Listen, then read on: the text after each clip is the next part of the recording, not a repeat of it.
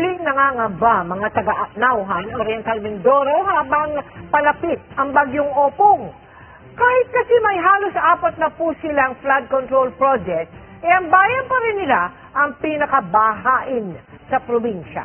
Live mula sa Calapan, Oriental Mindoro, nakatutok si Bea Pinla. Bea?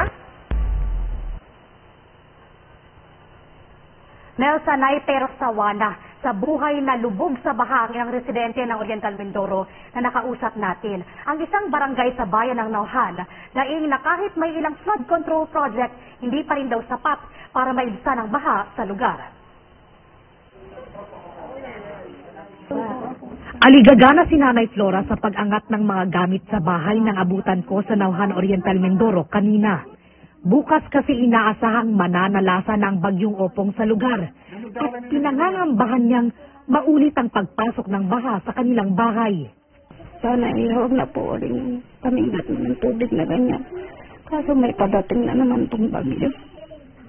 Isipin niyo po kasi ligtas ko mga po.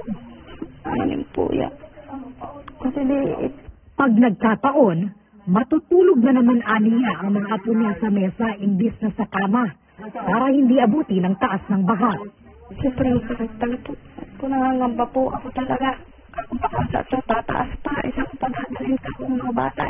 Bagaman sanay na, sama na aniya siya sa pagiging bahay ng probinsya, ang ikasam na flood-prone province sa bansa, ayon sa nakalat na datos ng GMA Integrated News Research mula sa Department of Environment and Natural Resources.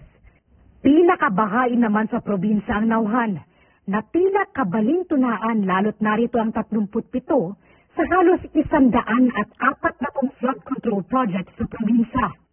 Higit 6 na bilyong piso ang pera mula sa buwis ng bayan na ginastos para dyan.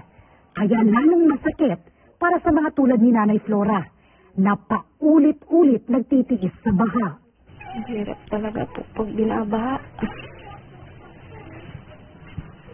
Sana po naman masolusyonan po. Kami ang nagsasakrifice ng hirap. Sila nagmamasarap. Pinagawa na lang sana nila ng tama.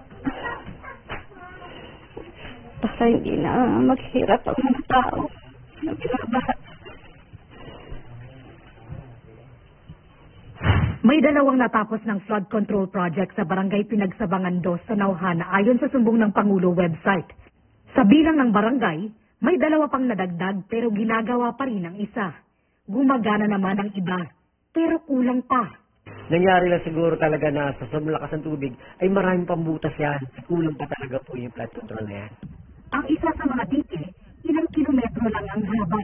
At kapag lumakas ang agos ng ilog, ay nalulusutan ang bahaging walang dike. Kaya nilulubog ang mga palayan at papasukin ang mga bahay. 24 hours namin kaming gising para bantayan ang ilog dahil lumalapas talaga sa kalsada at tubig. Ayon sa Pag-asa, posibleng magdulot ang malawakang pagbaha at landslide sa Oriental Mindoro bukas ng tanghali hanggang sa Sabado. Wala nang pasok bukas sa lahat ng antas sa pampubliko at pribadong paaralan, pati na rin sa mga opisina ng gobyerno.